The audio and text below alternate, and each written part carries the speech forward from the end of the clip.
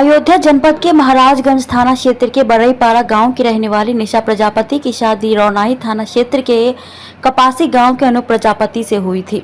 शादी के बाद पति पत्नी में कितना प्रेम था ये आप तस्वीरों में देख सकते हैं। 7 जन्म तक साथ जीने मरने के वादे के साथ निशा अपनी ससुराल आ गई। शादी के लगभग 4 साल तक सब कुछ ठीक ठाक रहा, मगर 4 साल बाद जून 2022 में निशा अपने ससुराल से मायके गई। तब पति से कह रही है कि तुम हमारे लायक नहीं हो।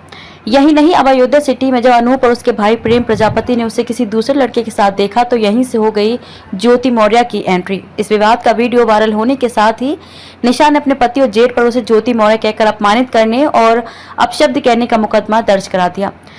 निशा ने दर्ज कराए अपने मुकदमे में कहा कि 15 जुलाई को अपने कमरे से निकलकर चाय पीने के लिए सड़क पर गई थी। उसी समय उसके साथ लाइब्रेरी में पढ़ाई करने वाला राहुल मिल गया, जिसके साथ वे बातचीत कर रही थी कि उनके पति अनूप और उनके भाई प्रेम प्रजापति पहुंचे और उसके साथ अभद्रता करते हुए उसे ज्योति मौर्य कहने लगे। यही नहीं, इन लोगों ने उसके साथ और राहुल के साथ मारपीट भी की। सुनिए इस मामले में क्या कहती है अयोध्या पुलिस। वहीं निशा प्रजापति के पति अनूप उसको लेकर ऐसी चौंकाने वाली कहानी का खुलासा करते हैं जो एसडीएम ज्योति मौर्य और उनके पति आलोक के विवाद से काफी कुछ मिलती जुलती है। निशा के पति अनूप कहते हैं कि जब 2019 में उसकी शादी हुई उस समय वह ग्रेजुएशन के अंतिम वर्ष में थी। उसी दौरान उन्होंने उसके बीएड का फॉर्म भराया। ऑटो चलाकर उसके दोस्तों से कर्ज लेकर उसने लगभग 53,000 रुपए एक कॉलेज में जमा कर उसका एडमिशन कराया। बीएड करने तक निशा उसके साथ रही। पढ़ाई में कोई उसको परेशानी ना आई, इसलिए अपने घर से अलग होकर वह निशा के लिए खाना बनाकर अपने काम पर जाता था। मगर 2022 में उसने निशा की मोबाइल में एक व्हाट्सएप चैट देखी जिसमें चैट की भाषा प्रेमी प्रेम का जैसी थी। इस पर जब उसने निशा से पूछा तो जून 2022 में वह अपने पिता को बुलाकर मायके चली गई और जब वह कुछ दिन बाद लेने गया तो उसने कहा कि ना तुम मेरे लायक हो ना तुम्हारा चेहरा, इसलिए अब मैं तुम्हारे साथ नहीं रहूंगी और दूसरी शादी करूंगी। अब अनूप कहता है कि मैं उसके लिए घर के लोगों से अलग हुआ, कर्ज भी लिया, सब कुछ किया, लेकिन उसने मेरे साथ ऐसा क्यों किया।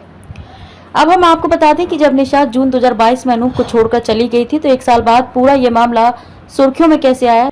दरअसल निशा अनूप के घर से आने के कुछ समय बाद से अयोध्या सिटी में एक कमरा किराए पर लेकर तैयारी कर रही है।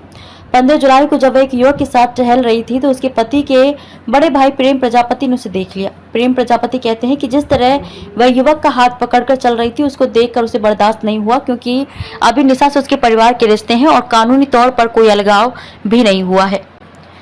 इसलिए उसने फोन करके निशा के पति और अपने भाई अनूप को बुलाया। पहले इरादा समझाने का था, लेकिन प्रेम कहते हैं जिस तरह निशा और उसके साथ का युवक व्यवहार कर रहा था उसके कारण अनूप मोबाइल से वीडियो बनाने लगा और मैं निशा को समझा रहा था कि तुम्हें ऐसा नहीं करना चाहिए।